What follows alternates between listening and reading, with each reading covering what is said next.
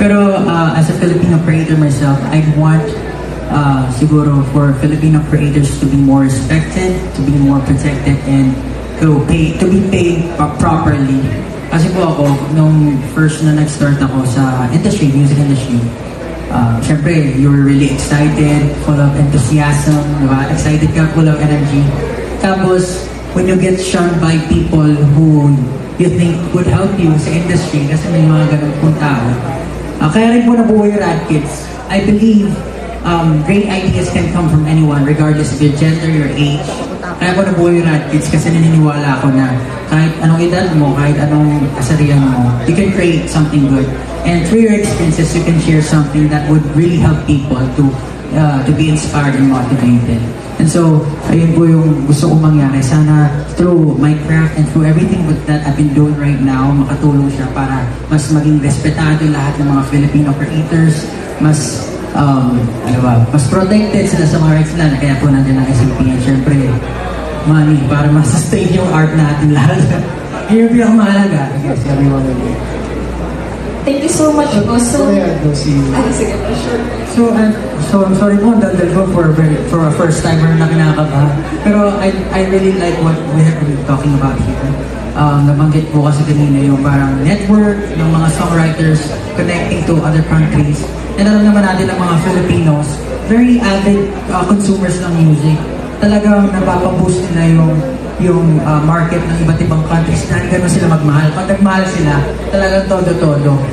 So for Filipino songwriters to be connected into the world, malaking bagay po yun kasi parang nagkakaroon din sila ng dito.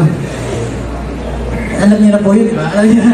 Nagkakaroon sila ng connection para marinig ng buong mundo yung kanta nila. And they could learn from it. Sabi ko nga po kanina, my parents didn't allow me to pursue this kind of career, but I'm a rebel, so I did it anyway. Pero, ayun po, now, nandito na ako, I'm able to inspire people with my songs. So, hopefully, yung iba pang songwriters, aspiring songwriters, magkaroon pa ng lakas na loob, courage to really pursue yung pagsusulat. Okay. Pero po siguro, just like in music theory, although I'm not really well versed in music theory, merong rules. So you try to learn all the rules for you to be able to bend it. Kasi po ako, kapag nagsusulat ako, mahalaga rin sa akin yung performance. If it sounds good sa paper, pero hindi siya madulas pakinggan kapag kinakanta ko, it needs revision. So doon po pumapasok yung creativity ng mga songwriters, artists alike. Pagdating sa kung paano nila mapapaganda yung tunog ng mga artists, ng mga nakanta nila. So yun po, effective po kasi siya eh. For you to be able to be heard, kailangan maganda yung matinig from you. So yun, mahalaga sa songwriting, di ba? Hindi lang naman mensahe. It's the whole thing.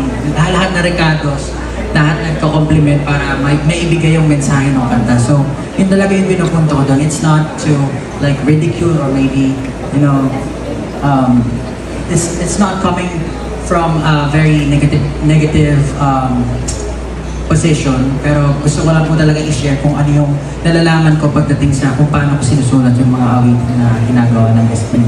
That's good. And sometimes, just like in poetry, songwriting, you have to break rules din naman. You don't have to follow correct grammar per se. And congratulations, Pab. If I may add, siguro po may context din. If I'm writing a song na conversational, I let the writing breathe. Kumbaga, very chill writing. Kumbaga, doon marami talagang bending. If it's a ballad or a poetic one, mas heavy words yung ginagamit ko. Mas leaning towards mga rules talaga. Siguro, ganun po yung workaround ko pagdating sa paggawa ng mga kanta. Thank you. Pablo of SB19 and Paolo of Ben and Ben. Both of them attended at the Sony Music Publishing Philippines event, and they talked about so many things.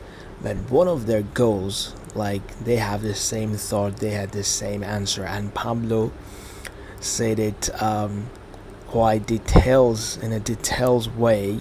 He said that they want to create history. They want to create something that people will talk about for such a long time, and they want to They want to leave a legacy. He is already leaving legacy, guys. He's already creating history, and you can see these two are absolutely brilliant songwriters, best songwriters in the Philippines, and that's the reason why they got invited at the event. I'm just so proud of our Pinuno Pablo.